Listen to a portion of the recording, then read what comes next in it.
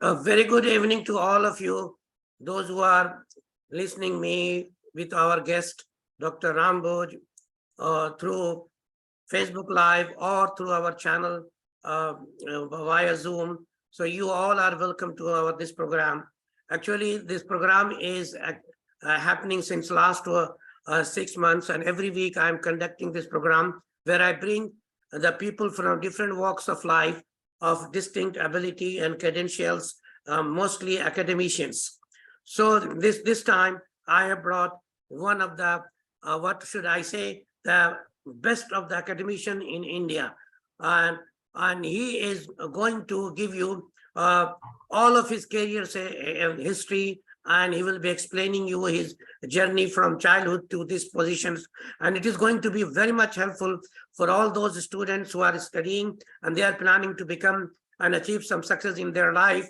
His all the words will be very, very, very, very valuable to them all, and also to the parents who want to know that how his children can succeed. What is the ways he should be guiding to their children so that they can succeed. This will be also for a help to them, and also to the teachers who is in the teaching profession. They also need to guide the students. So I think this is going to be beneficial to all these category, and mainly the general people also need to learn from these expert peoples. The other reason for this, which I make the program, is that these these peoples are working silently in their job where they are. What I'm trying to do is to bring them in the limelight and bring them introducing them to the general public. So Dr. Boojh is known where he's working, but in general public is known only when a person like me introduce him in the general area. So this is one of the benefit to the guest also. So I want to develop a network between the general people and the highly educated people, so that they come to understand and feel proud of that. One of my from me is have achieved this much of success. So now I will be according to my format of my program. I take interviews by asking questions to my guests. Okay, and then it continues for 40 minutes, and after that I allow my audience to ask questions from him, or whatever he has listened and whatever he want to know from him. But before that, it will be very good if I give. So I'm going to introduce to my guest, to all of you, Dr. Boojh. He is currently CEO of the Mobius Foundation, Delhi. You can see here, you can see his picture over here. He's signing a memorandum of understanding. So he is at the moment working as a CEO of Morbius Foundation in Delhi, a very prestigious foundations. He has been advising UNEP Transboundary Landscape Project, climate resilience and biodiversity conversations. So he has been involved through the government level of, he has been having assignment through the government and all of the project of the government levels. So he has been advising to UNEP. He has also been working for the last 10 years, at least 10 years, and he has been superannuated from UNESCO South Asia Cluster Office in New Delhi in May 2018, where he headed the natural science sector, leading science, technology, and environment programs, and convening the South and Central Asia NAB network, SACAM, for over a decade. So all these achievements are not simple, for not very simple, not easy. He has managed to get all these kind of affiliations. He has also worked as a regional director of the Center for Environment Education 1994 to 2006, as an assistant director of the Environment Ministry, Government of Uttar Pradesh. So he has been holding these positions for quite a long time. This is here 10 years, and here 1980 to 94, 12 years. So he has been heading and leading these organizations. He has been also attached with the Center of Environment Education. He has been there. Dr. Boojh is also involved with several prestigious university institutions as a visiting adjunct professor, fellows, which include universities of Manchester and Bradford, UK, Massachusetts Institute of Technology, MIT, University of Michigan, Environmental Law Institute, Washington, DC, USA, BHU, NEHU, JNU, and some of the other central, state, and private universities. So we are going to meet such a high, you can say, a personality of the distinct ability. We are going to talk with him. He has been associated with many national and international environment initiatives. This is one of the these are the government's project where he has been assigned to do some work, which is where for this he has to be traveled. He has been traveling widely to organize, speak, and represent UN, United Nations, in many international conferences and forums. Then comes he is the co-founder and board member of the World Ocean Network. This is also a government project. France, and executive board member of the Conservation of the Oceans Foundation, USA. This is what I'm showing you here. He has successfully coordinated many programs during his 35 years of career for working with academic institutions, voluntary sectors, government, and international organizations. So throughout his career, he has been, which went up to 35 years, and he has been organizing so many functions and programs, both government level, voluntary sector, etc. Then comes his academic credibility, credentials. He has published over 100 research and technical papers, popular articles, and 15 books.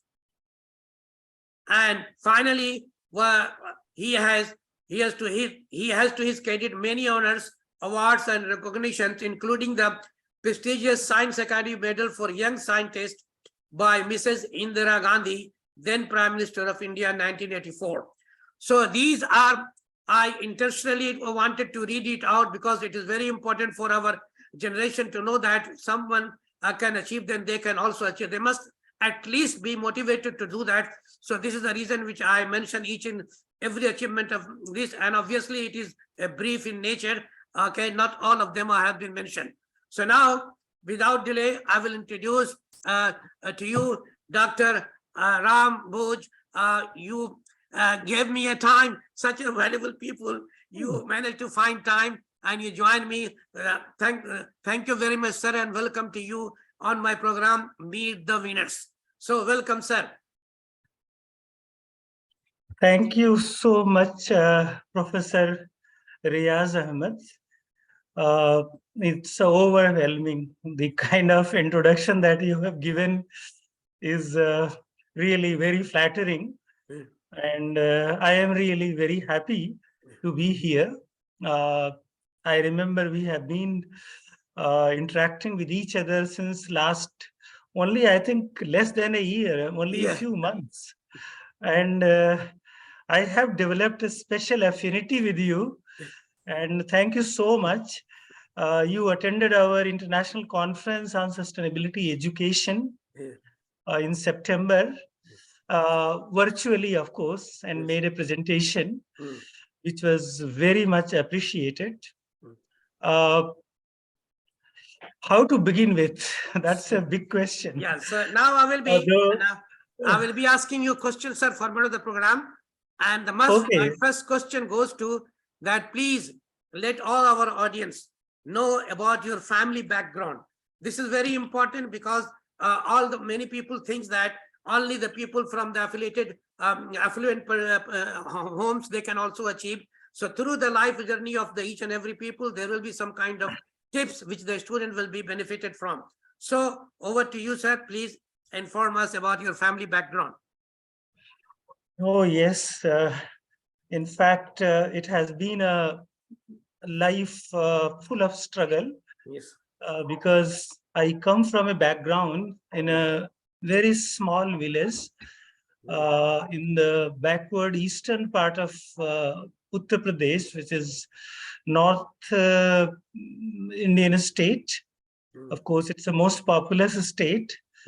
But in eastern UP, I was born there in a village, which to considering the conditions there, it was can be considered as a poor village. Of course, we were rich in natural resources and all the rivers, plenty of water, very fertile soil, but naturally, to some extent, I would say we were not endowed with those economies we consider in those days as well as today.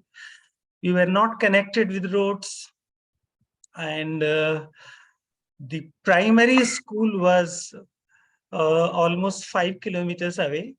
Used to go early morning, carrying not only the bag full of books and wooden slate, you can say, wooden plate where we could write, and also without those, because we don't have the luxury of having a chair and table. We were sitting on the ground and taking our own those sacks, homemade, and carrying that every day in our bag. So that was the condition of the school. And almost 99%, I would say, we were the first generation of learners in our families. Because in my village, if I was the one, when a letter from outside used to come, some of those people, they were earning in big cities, and they used to send the letters. The addresses used to be in English, so I was the very privileged to be called upon to read those. Of course, now literacy is very much there. Almost everyone is literate, barring a few older generation people. I was also one of the first generation learners, I would say. But please mute yourself. People don't disturb. Please mute yourself while talking, unless you are asked to do so. Please mute yourself, everybody. Yeah, but I would like to mention here that we all my friends from the village, we were all very enthusiastic. Sir, unmute yourself, sir. Sir, unmute yourself. Really got muted. Yeah, okay, no, sir. Okay. Okay, sir, continue. So we were very much very keen to learn. To our parents were very supportive. With their meager means from the farming, they used to support our studies. And of course, I would give the credit to the then governments, because education was mostly subsidized. Yes. And those who were good at studies, they used to get scholarships. So I was one of the privileged ones in that sense, that I was good in studies. So right from the very beginning, I was getting the scholarships. So from the school, then college, and then to the city, and finally I joined the university. I am not going to go into all those details. Those were the difficult days, but I still remember those days as most pleasant and most happiest moments, because of course we were struggling for many resources, but we were very happy, healthy. I don't remember if I fall sick. None of our these friends from the villages, we were very sturdy in that way, and we could withstand what we call nowadays an adaptation to climate change. I think we were very much adapted and very resilient, and that is the need of our in current sense as well. So I went for masters in science. That I did from Gorakh Universities, that's in Tarai region, bordering Nepal, and did masters in life sciences, botany major, and forest ecology as one of the specializations. And that was the time, because we used to go for practicals in the nature. There was a natural forest there, and we used to go, which was basically the teak and the sal, the Soria robusta plantations were there, but alongside there were natural forests of teak. That was rare in those days. and the Ghagra River, and which is called as Saryu River. Yes. So after that was my, I would say, the training after my rural settings. Mm. Again, I was basically preferring to go for the ecology.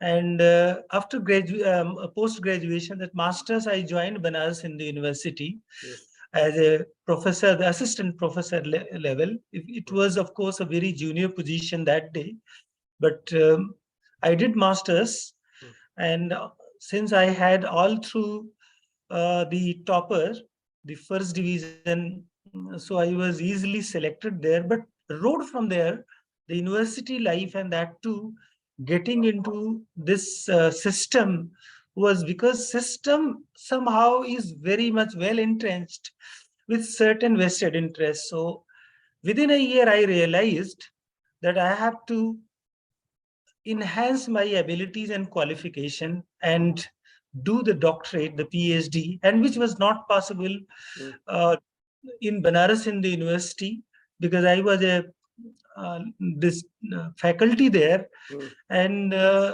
I wanted to pursue in the ecological or environmental sciences, and the guides were not very keen to take me, maybe various reasons. Mm. Then I moved away from there to Northeastern Hill University in Shillong, Oh, which yes. is Northeast India, very picturesque. It's a biodiversity hotspot. And there I worked on the ecological adaptation of the forestry species. It's very interesting work. And my PhD supervisor was Professor P. Is still there in with the Jawaharlal Nehru University in Delhi. Mm. He was then, we both were in Northeastern Hill University, Mm. an eminent professor. So it was my good luck to work in those areas where you can find pristine forests full of nature and natural resources. And it's, I would say, a abode of culture, lot of tribals. I think there are close to uh, 500, 600 tribes in those areas, still practicing the slash and burn, which is called as shifting agriculture, Mm. and which was very sustainable in those days because of the the cycle that they used to, the cropping patterns they used to follow.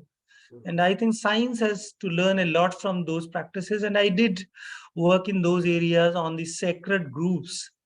These were the forests which were kept in natural state, you can say in the virgin state, because of faith of the local people, the tribals, that if you destroy these forests, their whole existence will be destroyed. So those forests were there, Mm. and still some of those forests are, they were called as the you can say the climatic climax, because northeast is one of the rainiest areas in the world, Yes. and particularly a place near Cherrapunji Yes. where the highest rainfall occurs. And there was the sacred forest grove, which was very much very luxuriant vegetation with a lot of caves, bats, and many of the flora and fauna. But if you see other areas in that, because of the heavy rainfall, that area was full of these, there was no soil to hold the plant and no plant, so it was called as wet desert. So Yes. that was the reason why I thought, let me explore all these the factors Mm. why, if you degrade the areas, why Mm. it becomes quickly, even in spite of heavy rainfall, they become deserted, Mm. devoid of any forest or the trees.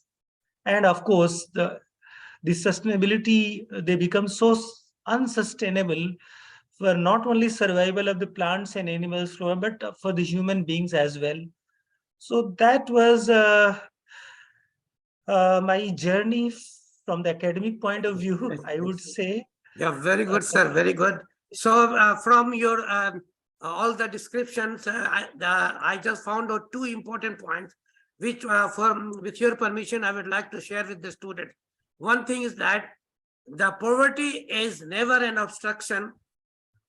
Okay, this is one thing is very, very clear from your description of your situations, that you have been living in a area where the people doesn't know how to read the addresses over there, and from where he came to reach to this position. So poverty cannot be taken as a backdrop if you want to go ahead.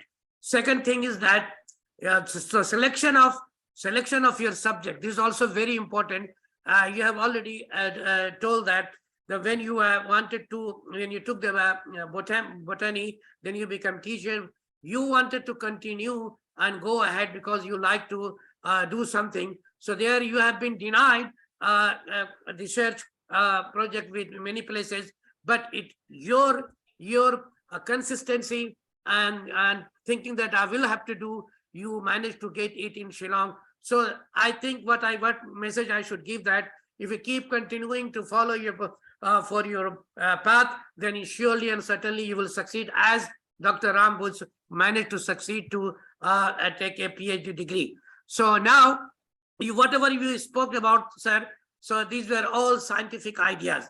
I would like to ask you from that how or what was the thing due to which, or what was the topic, what you research made on the basis of which you have been awarded Young Scientist Award. And this is very important for the audience to know, that a person who, what he should do that he can get and achieve such a success, being recognized as a young scientist in the country. So could you please just give a brief information about what made you to achieve this great success or achieve such an award? Over to you, sir. In the current context, it may not sound very interesting, but I would like to mention here that when I joined research, and I was very much fascinated with the region. That reason was, of course, the Northeast India is again, even now, because of those backwardness, it's considered as backward and poor, being rich in resources.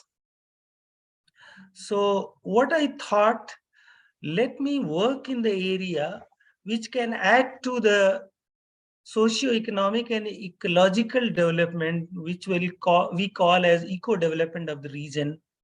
And that way to analyze the agricultural system, number one, and how it could be made sustainable.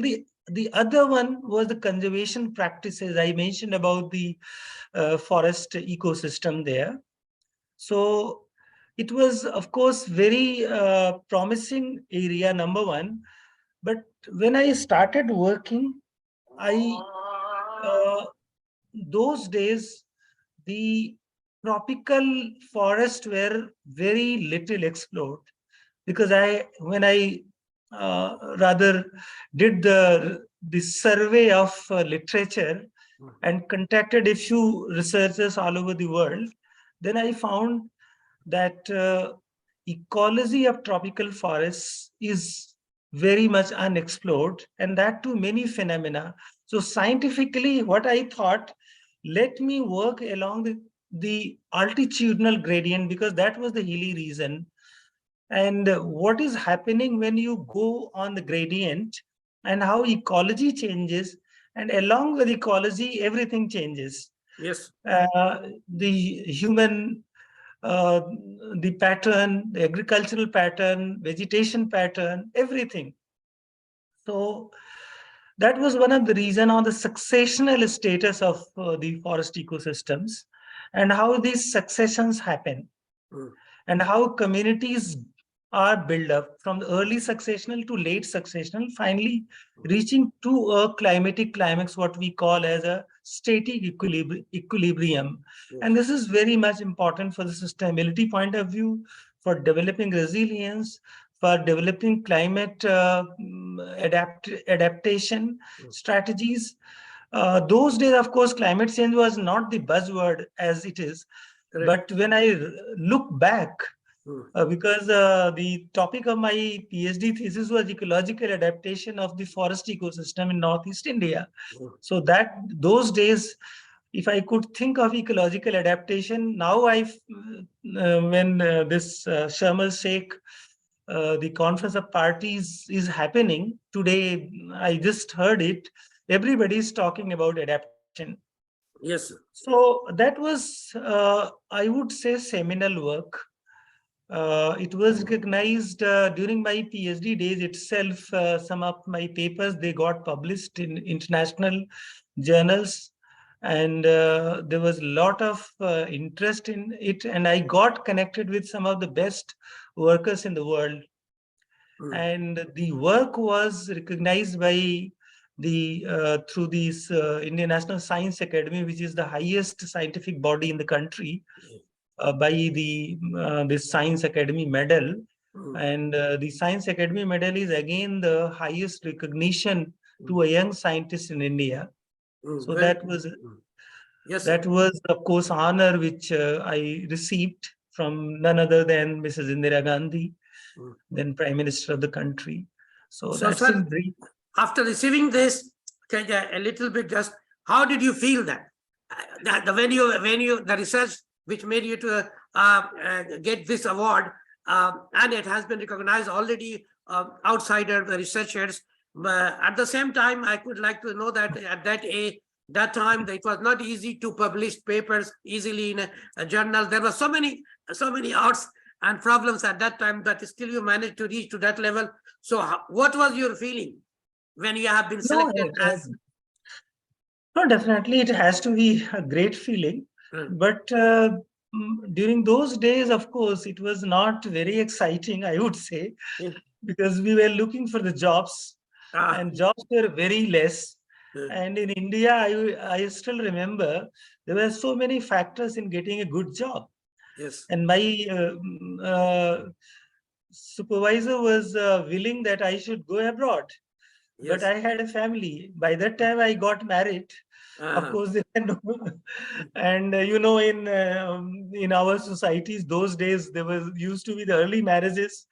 So you had a family, you have your parents in the village and all those. So I thought that I should now get a job. That should be the priority. So the first thing that I got was a government job. That was not. I was willing to go in a research setup, which unfortunately were not, those opportunities were very rare in those days, because ecology and environmental sciences was not a very hot topic. At that So time, in yes. Uttar Pradesh, in fact, this new environment department was being set up. So I went there, and of course, uh, I had a longing for joining research, but I don't have any regret, because there I learned a very new ball game, working in the policy area, and doing all kind of regulatory and these policy making, how this works. And I thought that it is much more important to be in this in this area of work. Well, it happens, sir, like the two destinations are never direct flight. Sometimes you have to make a stop here and then you change. So I think this has happened in your life, that you wanted to go to somewhere, but you have to take a stop and then you change the direction, which is more, which you at the moment now feel that it is more better, beneficial, and at the same time more recognizable and more enjoyable. All these what you are feeling now. So it happens, sir. It is all the destiny. What you can say, we think this way, but God has designed for you something different place. So you cannot be, physics principle is that one and only one person can occupy one and only one position at a time. So you cannot be at two different places. So you got the one of them which the destiny took you. Now, sir, you have been attached with so many government assignments. I would like to ask you, especially the UNESCO. When you have been attending, doing some, you have been affiliated with the UNESCO. I would like to listen that what kind of job you have been doing and how the people are selected to head those organizations, how you can be attached with the international United Nations organization. So these are important things our listener will be benefited to know that, and maybe some people will also like to become. So over to you, sir. Yeah, I think before I go to the UNESCO assignments, you mentioned about the government assignments. In fact, during my stay with the government, that was the time when all over the world, this environment movement was environment has become a hot topic.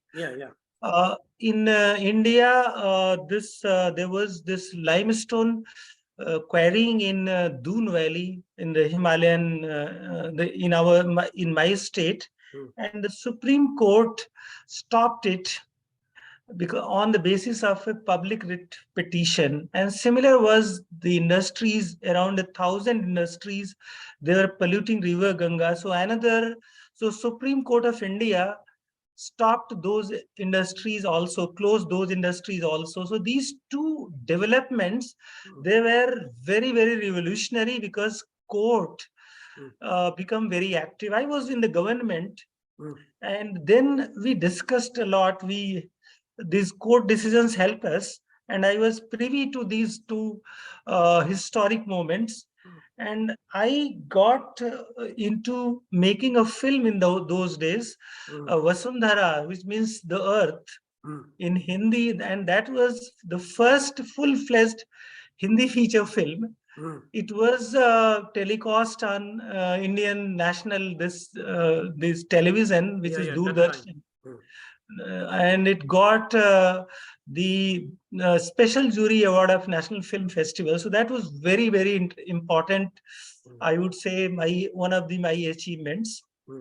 And of course, many other important assignments were there, bringing the environment into the mainstreaming environmental concerns into development projects. Like all the projects, they were not considering environment. So we thought that let us create an environment appraisal wing which will appraise all the development projects and include environmental concerns into those, so that environmental damage is minimized. So these were very, very exciting these moments.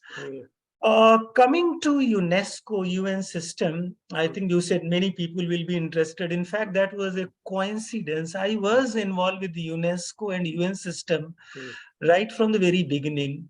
And when I was doing my research, then also some of these tropical forests, they were being considered in the Man and the Biosphere program.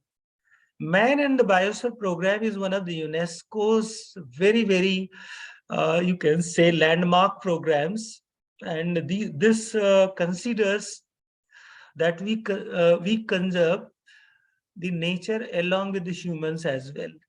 Correct. Man has to be also the human-centric conservation. That was the main aim. So I was involved, and luckily what happened in New Delhi office, the director of that office, Miss Minja Yang, she was a Japanese, and she asked me to join her, and because there was a vacancy, and somehow it so happened I just ignored her. But when she forced me, I would say, in the last date to submit the application electronically, and of course, after that, the UN processes begin. It took almost 1 year, several processes, going through several interviews and others. And finally, I was there, and in UNESCO New Delhi office. And very exciting, of course. I was looking after South and Central Asia, this whole Man and Biosphere program, almost 14, 15 countries. It was intergovernmental. And the basically environment ministers were involved, of all the countries. I was also looking after the World Heritage Program, and ran a very big program on the World Heritage Biodiversity Program in many of the World Heritage sites of the region, and particularly focusing in South Asia. And many biosphere reserves were set up during my tenure. These reserves, we thought of making them as sites for sustainable development. In fact, I would mention here about the particulars mentioned to the Maldives, which is a small island state in Indian Ocean. Many of you very picturesque. And I was instrumental in setting one of the biosphere reserve in Bai Atoll, just to ward off the climate change as a strategy of both mitigation and adaptation for climate change, and to develop Maldives in a sustainable manner. And the government of Maldives was so much impressed by the whole concept and whole idea of creating a biosphere reserve. They said the whole island nation with 1,250 islands would one day opt for becoming a biosphere on the same principle. So that was the whole country becoming a biosphere reserve is becoming sustainable was I think a great achievement of ours working together with many governments. So United Nations Environment Program, of course, UNESCO, I worked on the ESD, Education for Sustainable Development. Particularly, I was very much involved in declaration of the whole decade of education for sustainable development, 2005 to 2015, 10 years decade, because I lobbied in the World Summit in Johannesburg to declare such a decade with the many governments, and ultimately in the United Nations General Assembly resolution were adopted and whole decade was declared to promote education about sustainability. And then after that decade, there was a global action program on sustainability. And then from 2020 to 2030, there is a ESD 2030, this whole 10 years program again. So it has become a momentum, a great movement globally. So I am privileged to be part of this sustainability movement as well. Yes, correct. So you were talking about the United Nations Environment Program. In fact, I was involved in a transboundary conservation project we developed along with many institutions in Himalayas. And this was basically connecting to landscapes, the land through the landscape approach. India, Nepal, and Bhutan, we had this Kanchenjunga, the mountain, in all these three countries. Kanchenjunga is a kind of national park and a biosphere reserve, both, and a World Heritage Site, both in India and Nepal, and Manas in Bhutan and India. But in between these, there used to be a connectivity, which because of degradation, that connectivity was lost. We thought if we connect these landscapes, lot of conservation as well as ecotourism, the livelihood opportunity and climate change mitigation adaptation measures could be adopted. So I was involved in that project as well.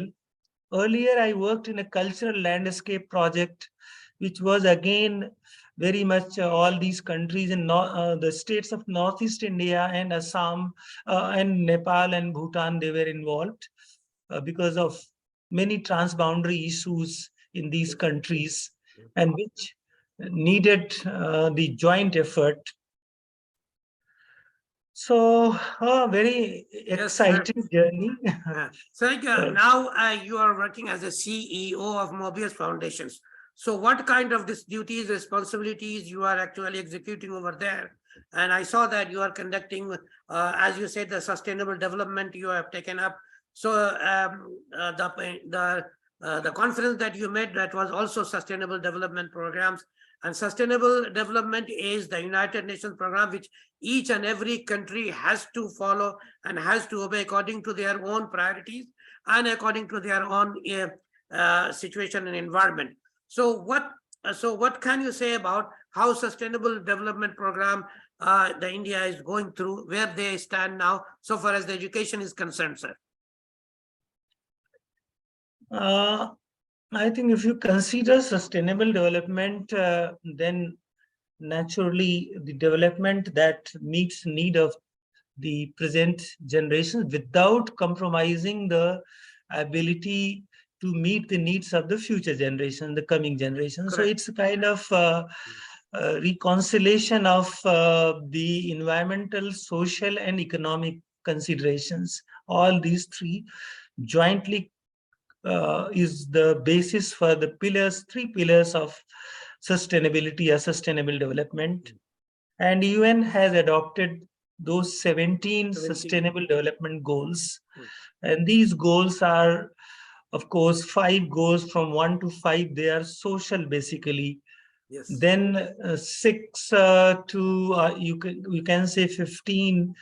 They are a mixed lot, but 13, 14, 15, you can say, are totally environmental, and rest are related to education, water, energy, urban settlements, all those kind of habitat. Yes. So these are the 17 sustainable development goals, which we call as SDGs, and 169 targets. Yes. And all the countries of the world, these have been adopted unanimously by United Nations. Every country is committed to that. Yes. And these goals have to be achieved by 2030. So we have almost, 5 years have passed, and there is a mixed bag. There is progress in certain aspect. There is little progress, and there is almost no progress on many fronts. In terms of current sustainability challenges, if we call, so what we call as planetary crisis, it's climate change is the main. And of course, climate change and biodiversity, I think these two, they are interlinked. And they are also can be the precursor to many other ecological and environmental issues. Correct. So that is why a lot of the Sharm el-Sheikh in Egypt, which is happening, which will formally open up tomorrow. But today there was the opening session where the host country, which is president, as well as the UNFCCC and others, they hosted a press conference and underlined all the importance of the climate change and why this year's climate change. I will also be attending this conference in the next week. First week, I thought, let me just listen, attend virtually. Next week, I will be speaking at the UNFCCC pavilion as well as Government of India pavilion there, and interacting in many other sessions. But this, the sustainability challenge is there all over the world. Yes, sir. Especially the climate change and all these are endangering the life of the whole human being, not on for one country, for the whole world. So if the people will not be there, what can happen? So this is really a danger scenario, which each and every country has to participate in a positive way, and they must try to do it as much they can. This is extremely important.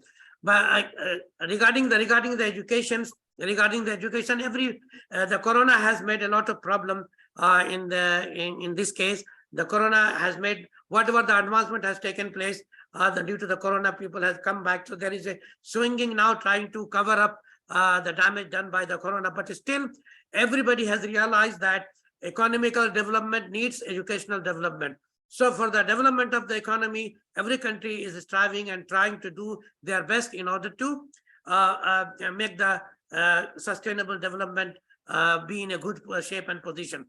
Sir, you are doing all this work, as you mentioned over here. I'm really surprised. How did you publish 100 research paper? And this is really really challenging when you are doing work. Okay, at least organizations and all these kinds of programs, it takes a lot of time. And for the intellectual works, you need a different frame of works. So I see you have already published 100 research papers. So how did you manage this? Actually, I think you are in the academics, publish or be perished, publish or perish, get perished. So during my research days, in fact, I was most productive because of all the great work that I did in Northeast India. So most of my publications are of that period. Later on, mostly I used to publish at least 4 or 5 papers every year. On some on policy issues, some on many of those the climate related, some these experiments that we used to do in various countries, and there were a lot of collaboration possible. Correct. I would give the credit to many collaborators who worked with me, many colleagues, and particularly my PhD supervisor, Professor Ramakrishnan, who was IPCC lead author also. So, so I would give credit to all the colleagues, the friends, and of course, means I would love to work with you and do something because Inshallah, sir, why not? Why not? Sir, not only this, you have written 15 books.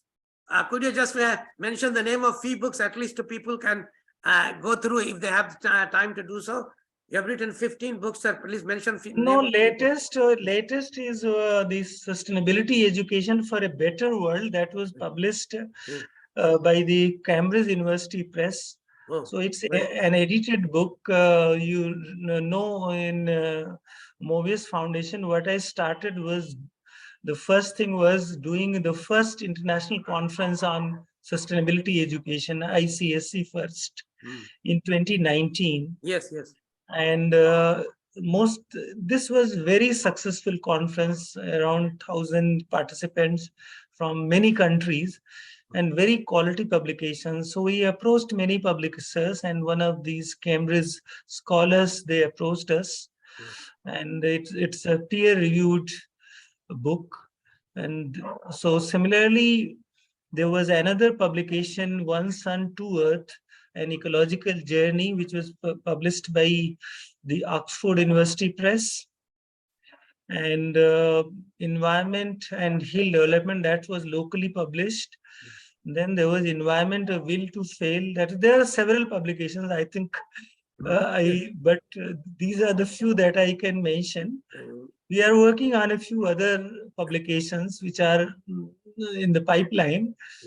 And it takes time, definitely. Yeah, that's the point, sir. It needs time. And in spite of being engaged, you are doing all these things. This is quite strange to me, a person like me over here. It's very difficult to sit and write.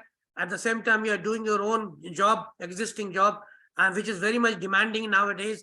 It becomes really very, very difficult. But still, you manage to do this.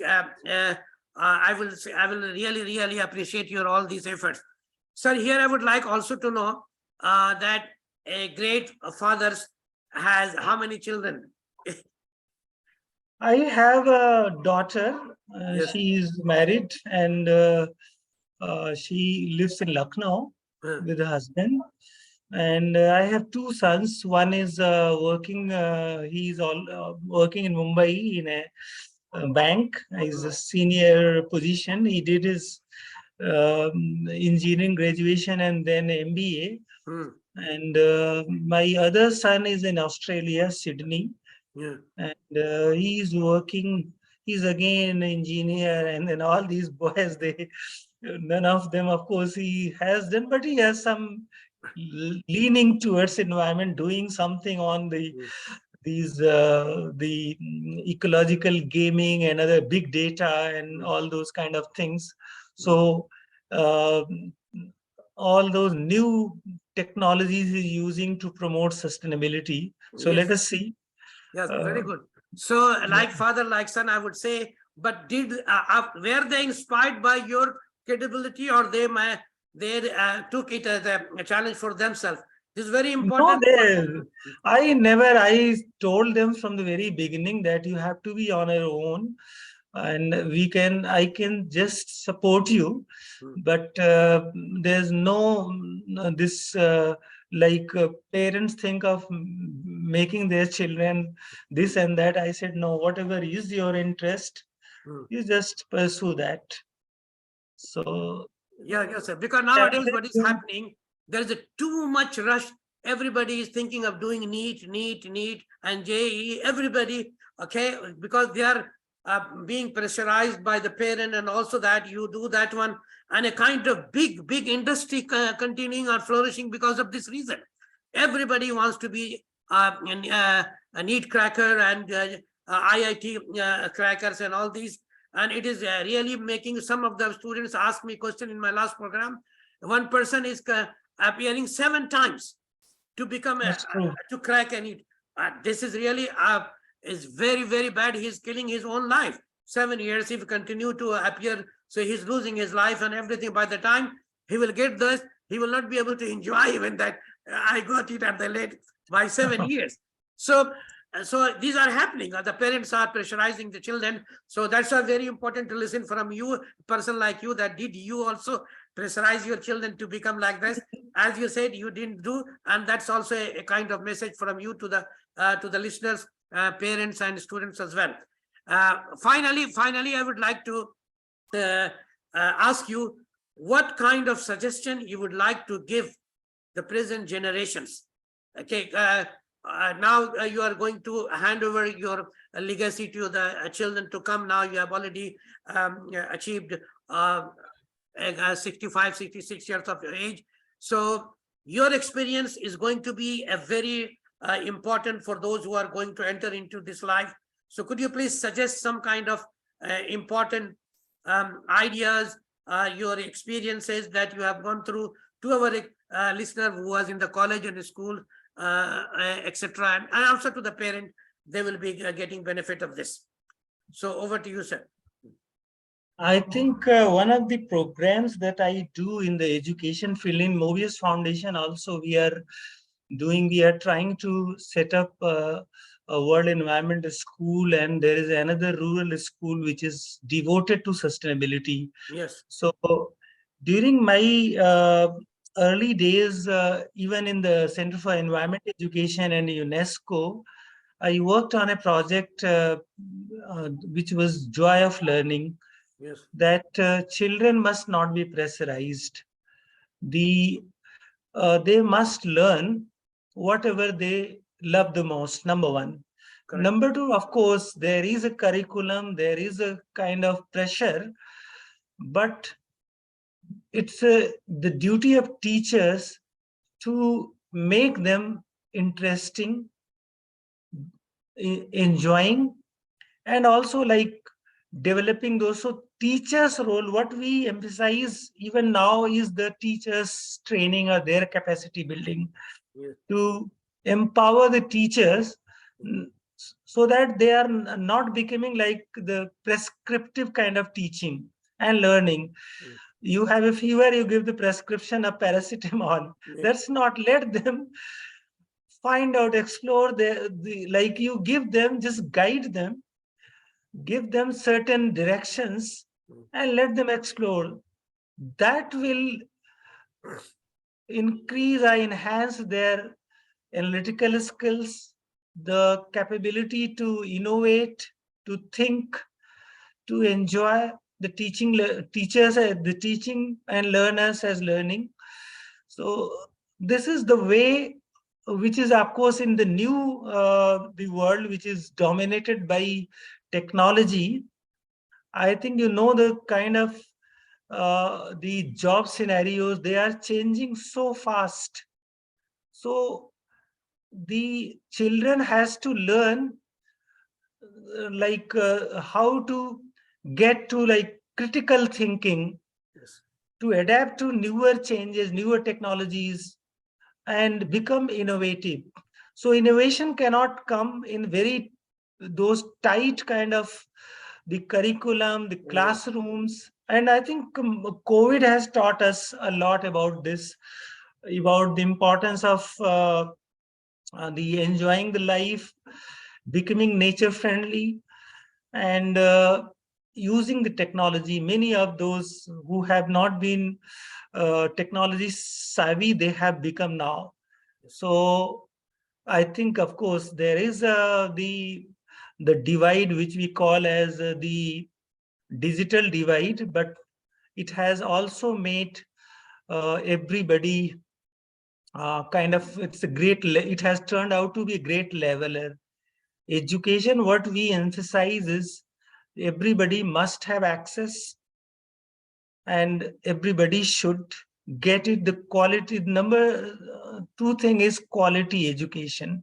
Everybody, students and teachers, they all have to work together, and parents, of course, to bring the best in their students and children through quality improvement in education and learning. So that is what has to be the way forward. And I think the other thing that I would like to emphasize, working for a long time in the UN system, I would again say that this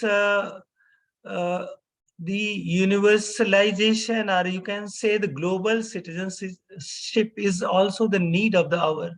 Yes. Because we have to come out of their ghettos, or those kind of protectionism, what we call, that we try to protect very selfish interests, the vested interests.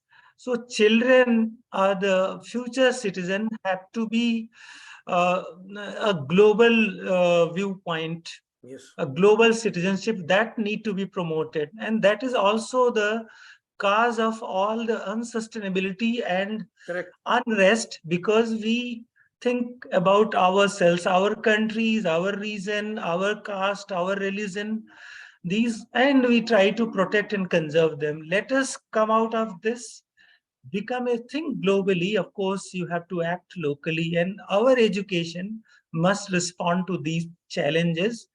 And in the new world, I think the children must be ready to accept such challenges and respond to these challenges, not in a pressurized manner, but in a very, very positive manner. And of course, in a joyful way, they must lead a happy life. Very good, sir. There are many things to talk about this one, because the 21st century skill is completely different than what we are providing now.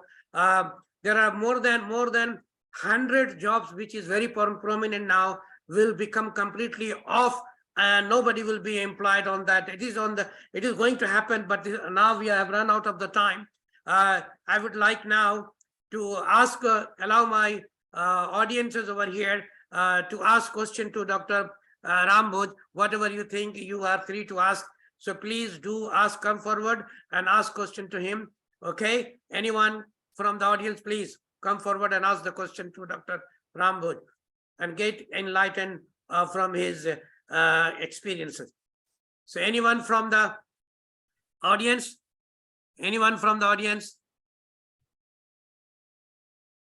Muhammad Ayub Sheikh, are you there? Dr. Shoaib Ahmad, are you there?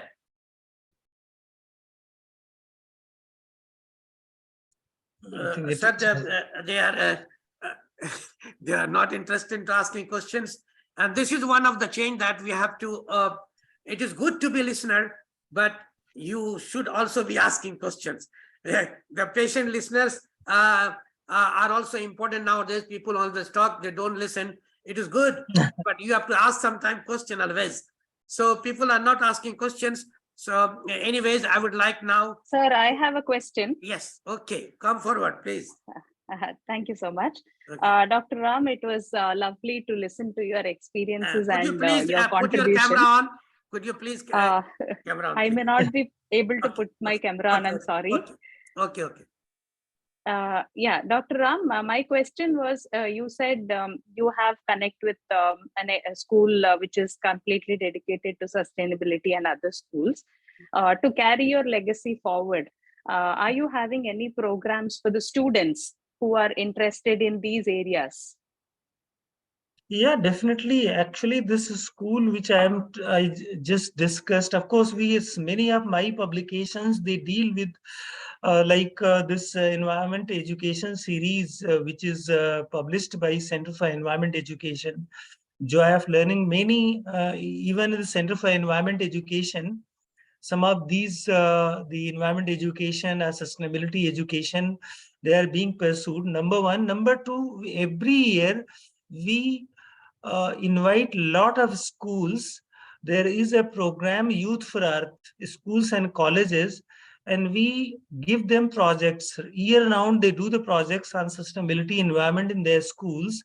And at the end, in the international conference this year also in September, we award many of those projects and just encourage them. The other thing, of course, these schools are totally like sustainable schools, are environment schools that our foundation under the chairmanship of Mr. Pradeep Burman is establishing. And children are not only taught, their courses are, of course, environmental, but the whole school is green school. And there are many organizations which uh, like designate green schools. In the UAE also, we had this Abu Dhabi Environment Group, which came to our conference, and they set up, they had a special session what UAE is doing in greening up the curriculum and schools there. And they are also, we are in touch with them, working together with them, and I can get you connected with them. They will help you, your school also. And I was in Dubai, in fact, in the month of March for this expo. And I think a lot of school groups of Dubai I saw there, they were very much environment, because this whole expo was devoted to sustainability. So a lot of efforts are there, and I'm always ready to help any school, any group. And either I personally or I have contacts in UAE. I have who can help you, your school. Yes, Kavya, yes. Yeah, thank you so much, Doctor. So if you could give us some links, if there are some projects which students could get involved in, it would be great. Definitely, we would be very happy to. Yeah, actually, sir, these programs, actually, she wanted to know the nature of the job. Okay, what it would help us to by going through that one. So nature of the job will be clear little later, but at least at this point of time, the teaching methods has been completely changed, and this is what the doctor is trying to suggest. Obviously, the job nature will be described later on. So is there anyone else who want to ask question? Could you please come forward?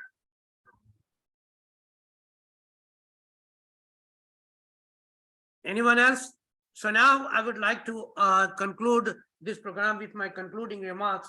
Okay, sir, through your discussions, there are a few things which you would like to the audience to take away. The one of the important thing is the education is no more for the rich people. Number one, anyone who have the fire in the belly of getting educated will surely achieve success in that. The second program that you said that in your life, what you want to do never happens in a state like a life is never a linear. So you have to have some kinds of ups and downs, and you have to learn to manage and sometimes be satisfied, be patient also. You might have to wait wait on the station or platform to take the another train. So you might have to do it. You must not be hesitating to this one. Life, as I said, life is not linear. The third point that I come to understand that a person from that village can have can reach to such a level. This is possible. This is possible if you continue to do the hard work. As I have pointed out, sir's hard work. He is conducting programs. He is doing research. He is attending and guiding many institutions. He is delivering lecture to them as a guest lecturer to the many universities, both India and abroad. So, thinking of his engagement, he's trying to manage to do all these things. He did his research. He become like a manager of the assignment that he has been given.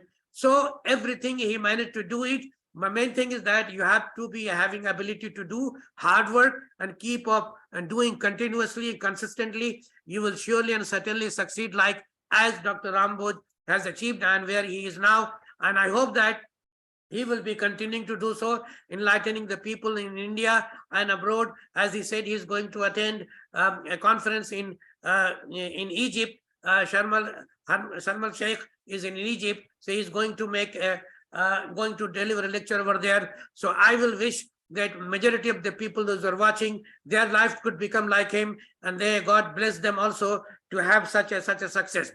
So and finally, I will thank all those who participated in my program and found their time and spared their time and attended this. I'm thankful to them, all of them, and I would like to request all of you that all these programs which I'm doing is in my YouTube channel.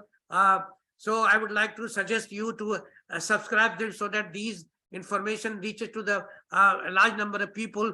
I normally do not do advertise, but I just started saying, people told me, if you don't say, how the people will come to know. So I'm requesting now on the pressure of my friends and all. And finally, I will thank Dr. Boojh on my just request. He agreed. And as you see how busy he is, he managed to find time. I'm really thankful to you, sir. You have enlightened me as well as all the audience. Let God bless you and keep you in good health, and you continue to do offer your services to the people, nations, and abroad. So thank you very much again, sir. I will be now declaring the program to finish over here. Anybody wants to talk to me can stay, and I'm going now to stop live.